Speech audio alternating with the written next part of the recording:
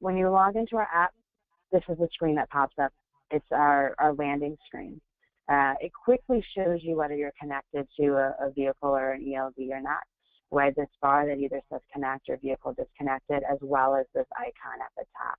This icon can be in 3 different states. It can look like this, only be animated, so flashing as well as radiating if it's attempting to connect, and then it looks like a radio tower with like waves coming off of it, and it's stagnant, which means that you are currently connected and getting data. You can also just double check to make sure that you did log in as yourself. You didn't pick up somebody else's tablet and forgot to log in and just started moving on. And also that you are connected to the correct vehicle and or trailer. Let's say that I did pick up a trailer, so I need to add one. If I click anywhere in this area, it'll pull up the switch equipment screen. And then if I click on the trailer name, I can add a trailer and click switch. Now it's going to prompt me to do a vehicle inspection. I'm going to click no because I'll get to DVIR soon. But every time you switch equipment, it's going to prompt you to do your pre-trip inspection. If you need to change your duty status, you click in this area where it says off duty. So you can change it. For example, we'll change it to on duty, not driving, and a pop-up pops up.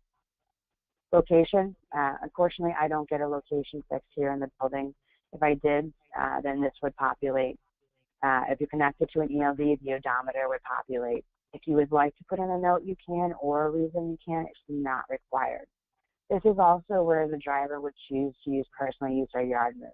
These are optional to give to drivers. If they never use a vehicle for personal use or for yard moves, then these don't even need to appear, so we don't need to confuse the driver. And then you would click OK. I have not certified logs, so it popped up a reminder for me to certify logs. I'll show you a little bit later how to certify logs. You see that the truck as well as this bar turned green, letting me know that I have plenty of time left until I need to take a break or until I need to end of shift, so until my next violation. When you get under 3 hours, those 2 areas turn yellow, and when you get under 1 hour, those 2 areas turn red. Let's say you're approaching your time for your break and you want to start your break. You click on the start break icon or button, and it asks you if you're sure. You would click yes. And then it would start counting down from that 30 minutes. It is the minimum amount of time required to constitute a break. Down here we have a few buttons. Recap. This is a good one for the drivers to have. This doesn't make them do all the calculations themselves.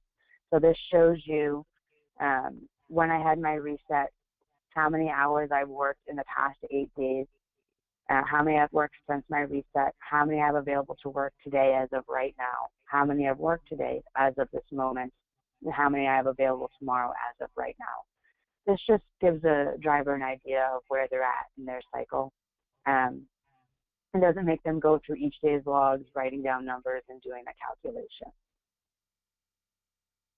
With that in mind, we're going to jump down here to shift cycle. This pulls up what we call our clocks menu or clocks view. This is one of our options for lock screens. The screen does lock down when you go over 5 miles an hour.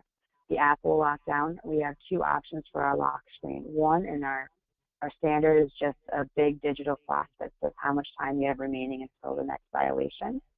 The second one would look like this, and it gives you the 4 clocks, so your drive, shift, cycle time you have left, and then this is either time left on break or time left until break. The next button I'm going to go into is roadside inspection. This is very important for your drivers to know where it is and for them to feel comfortable in finding them. So there's 2 ways they can ask to review the logs. They can ask to review them on a tablet, and if they do, then you would click Start Review. This will bring you into the roadside inspection mode. You scroll down, you can see the grid chart as well as all of the transitions that have happened today. You click this big arrow at the top, it lets you go to days in the past. We go back to last Thursday, then we can see something that's a little more interesting. You can see that there was edit request that was rejected. There was an edit that was changed here from on duty, not driving to driving. So they can see everything that has happened with your logs and any changes that have been made. We do have security so that the roadside inspection officer can only view the tablet in that mode. So once you get them into that mode, then they can't flip through other pages within the app to start digging around. The second way they can ask for your logs would be through a data transfer. This can be done 3 ways: via Bluetooth, USB, and via email. So if they want to go back into their own squad car and review all this information, then this can be sent to them. If you've driven multiple vehicles within the day, then there'll be all vehicles here or multiple ones to choose from. I only have the one that I've selected at this time, or used at this time. The next button we have is our options button. This is where you can do a whole bunch of stuff within the app. You'll notice as I go through, we do have some things in multiple locations. Switch equipment is the thing that we have in the most locations. This pulls up that same screen that I showed you before. It'll pull up the switch equipment. You can change your equipment from here. Shipping docs, this is available on the portal as well. This is where you can enter in a bill of lading or a manifest number.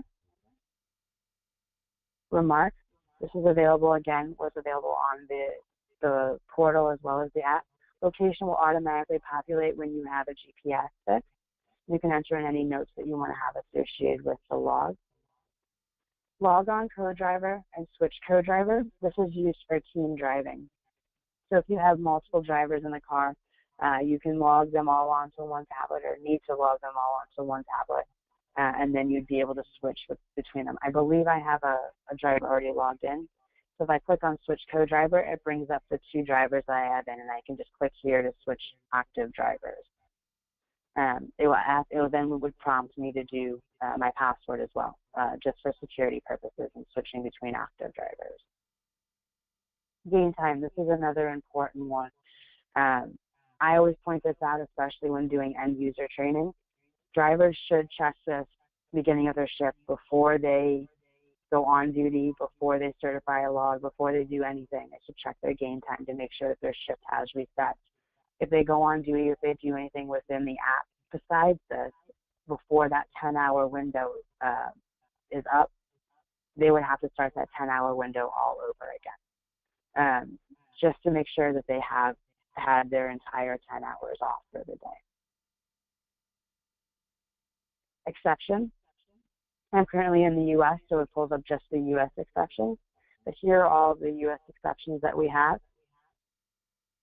If you do find one that we are missing, if you could send us the regulations that you have found, a link to the regulations, we would be happy to add it for you as soon as possible. Data transfer, this is the same thing we saw on the roadside inspection screen. And then document is the last one. We click on add at the top. You'll pull up the camera. We'll go ahead and we'll take a picture of the screen. Then click save. And it pulls up a choice of document type. So it can be a bill of lading, an accident photo, a citation, a scale ticket, or something else. So we'll say that this one was a citation. If you want to enter in a reference number or notes, you can, and then click OK. If you remember, I showed you back on the portal that this syncs to the logs page, to the day of the log that it was created. Now, if they had a fuel receipt, for example, we'll go back to the home screen. We click up here in the nav menu. We spell out fuel receipts by themselves. So it's a very similar process. We'll click on fuel receipt. We'll click on add. You would take a picture of the receipt. Click save. But the screen that comes up is much different. It has a whole bunch of more information that you would need to fill out so that it would capture all of the pertinent IFTA information. I don't have any of that information, so I'm not going to go there and complete that, but that's how you would enter in the fuel receipt. The next button we have here is a log button. This is where you can see your last few days of logs. So if I look back and I want to certify last Tuesday, I can click on certify. I would agree that it is true and correct.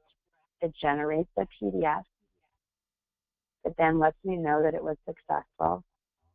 And it'll prompt me to email it. It is not required or not needed to email, but if they wanted to have a paper trail of some sort, then you can have a paper trail of the logs and have them email them each off.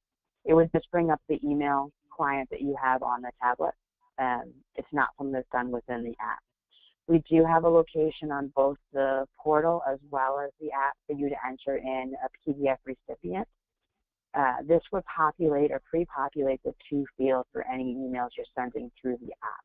So if you send off your either certified logs or certified BVIR forms. Let's scroll back towards the top. If you need to edit your log, you can either click anywhere on the grid chart or this pencil here. And it'll pull up the edit screen. This is where you can click on the pencil and edit individual statuses. You can add exceptions here, or you can add a status here by clicking the add button. So you can do basically everything that you can do on the portal to the log here on the tablet as well.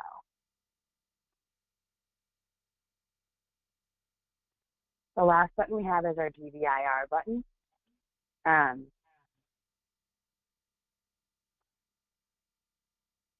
You can see that the form's pre-populated for me because of what we had already selected within the portal.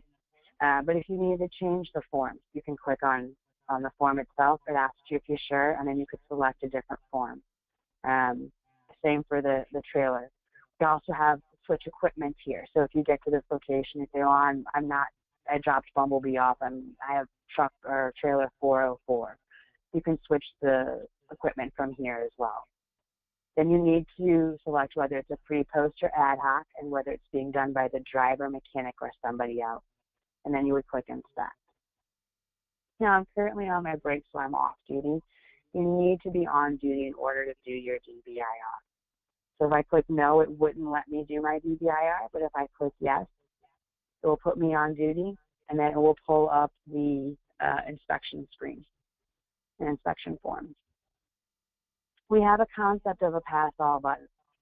This is optional and by default is not shown. I put it there for demo purposes because that way they don't have to watch you click through 70 different items. But if you see that this was an issue before and it is called out to let you know that there was an issue with the windshield wipers upon the last inspection. If I click any of these once, or if I click the pass all button, it'll give me a thumbs up on everything.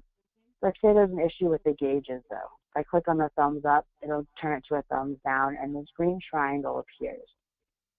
If you need to change the status, you can click on the green triangle and choose whether it's a low, medium, or high priority issue. And then whether you can take a picture of it if you feel that that's necessary, or you could also enter in a report. We do have speech to text. Gauges aren't working. And it will automatically type it out for you. I'm going to go ahead and pass all on everything else because it's all just the same. And then we'll click finish. Here it gives you a little bit of information, your start time, how much time it took you to complete, how many items you inspected.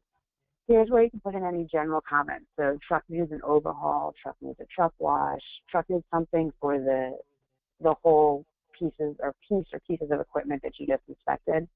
You would enter in that comment here. And then you need to select one of these three things. So whether the conditions are satisfactory, unsatisfactory, or typically used by the mechanic if they were corrected. We'll say they're unsatisfactory at this time. And then we'll finish the DVIR. We are certifying that it is correct and true. It generates a PDF, and then it will bring me back to the home screen.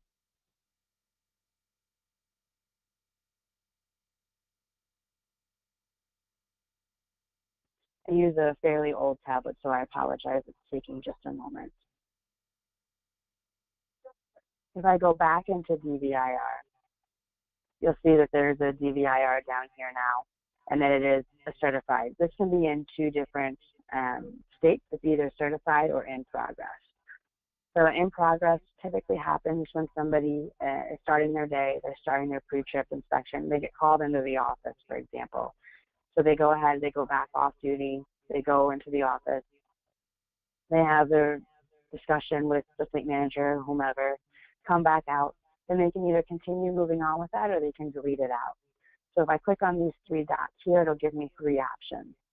For certified, you have the option to email or to view. So for example, if you're walking around the truck, I don't know why it does this on this tablet only. If you're walking around the truck and you see something that you missed, you can go and view, uncertify your DVIR, change it, and make it correct.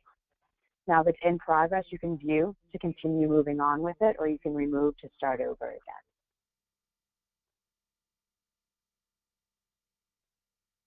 There's a couple things I'd like to show you from the nav menu, and then we'll open it up again and see if there are any questions.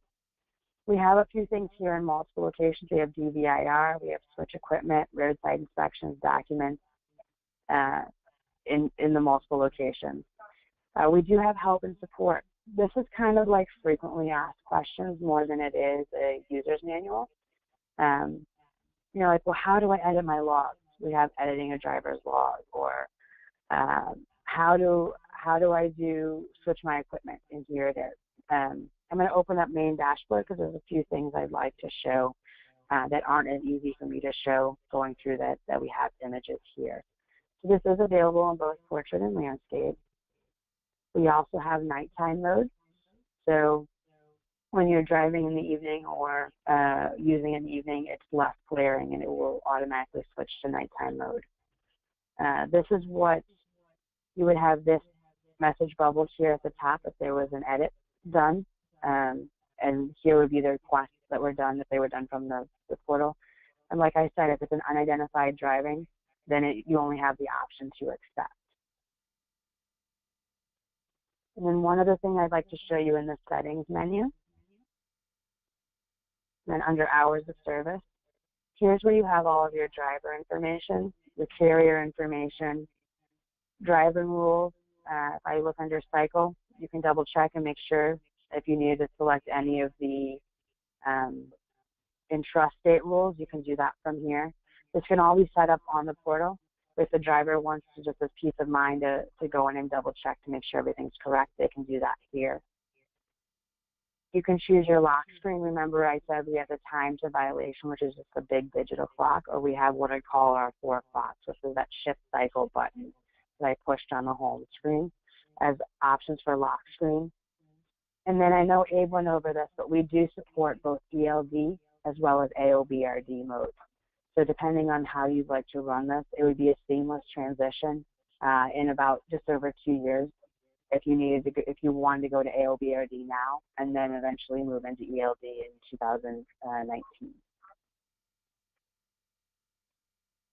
That's all I had. Do we have any questions?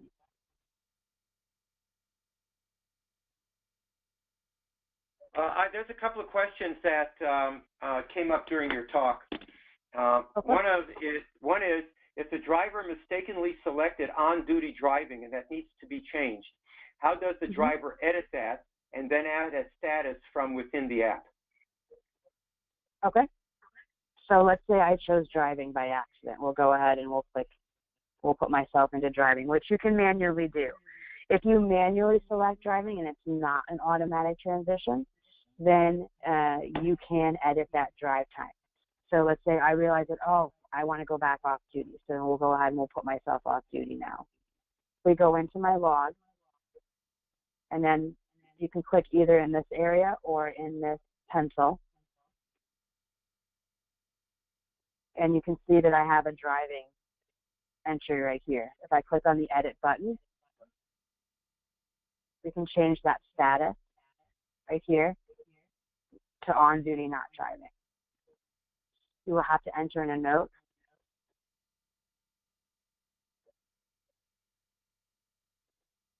and then select a reason. So we selected the incorrect status, and then we would click OK. And as you can see, it changed it to on duty, not driving. If you needed to add a status, you would click on this add button. You would choose the time, and then you could add a status of, say, well site, for example.